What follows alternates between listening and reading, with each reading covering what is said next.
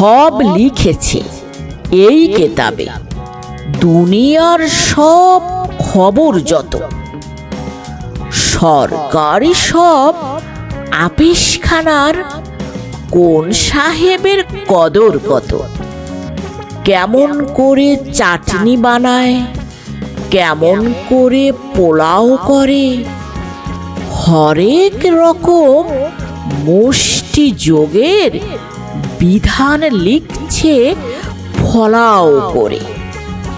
সাবান কালি দাঁতের মাজন বানাবার সব কায়দা কেতা, পূজা পার্বণ তিথির হিসাব শ্রাদ্ধ বিধি লিখছে হেথা।